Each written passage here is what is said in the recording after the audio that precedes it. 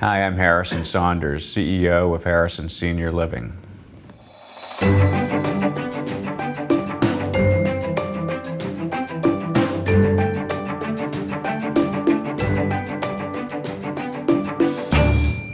So when one steps away from a business that they've put so much energy into creating a particular culture that's inherent to that business model, you have to identify someone who can understand and perpetuate that same culture that they've worked so hard to develop.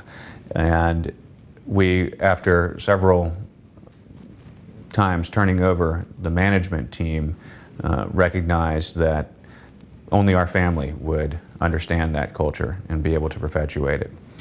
So ultimately, after a great deal of deliberation, I decided that I would do my best to maintain that mission. And something that has been going through my mind a great deal lately is how to distinguish our organization from others in our industry.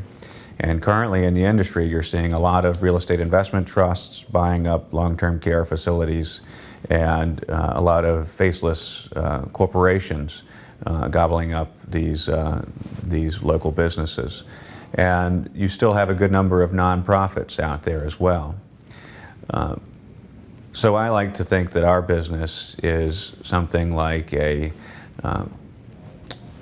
for-profit with a conscience, or a corporation with a conscience. And I think that we play a unique role in the industry because ultimately we're providing a very good place to work, an organization that understands the dollars and cents in a way that a nonprofit could not, and still makes the best decisions on the part or on behalf of the residents that we serve. So I think that that sums up my interest in culture and trying to give something back.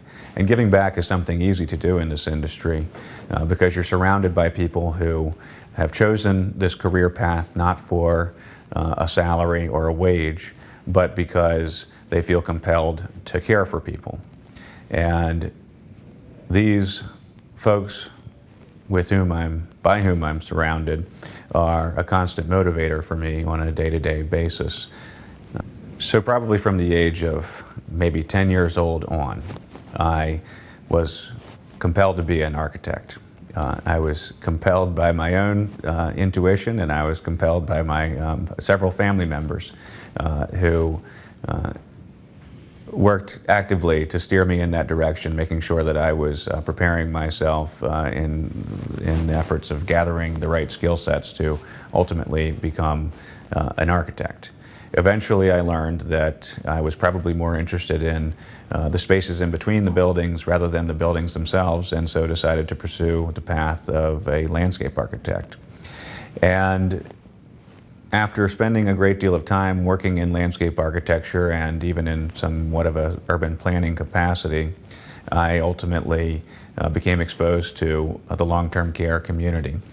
As I looked around and recognized the social impact that one could have being among so many great people rather than tucked away in a drafting room or a studio, I began to think about what kind of fun I could have and what kind of impact I could have on the communities that we serve in the long-term care community. So I think that more recently I've begun to think of my career path as less of a transition from architecture or landscape architecture or planning to healthcare, but maybe those capacities, those fields, to that of some sort of a community builder. Because the long-term care industry is so integral to each of the communities that we serve, particularly when operating in small towns. We're one of the largest employers in all of the towns where we operate. And of course, we're providing a critical service so that those towns' residents can stay close to their homes and their family members. But it's critical that we not be an island within those communities, which is the way long-term care has historically been. I think that in the future, the long-term care model will need to be fully integrated in the fabric of the community and the actual, the urban fabric, the physical fabric of the town itself. People are going to be looking for a more active lifestyle later in life, and they're going to be interested in being able to walk down the street for a cup of coffee, or to a cafe for dinner, or to pick up their basic necessities. And unfortunately, in the American culture, it's very automobile oriented. And ultimately, I think that we're going to start to see a return to a walking society similar to what you see in Europe, particularly for the aged.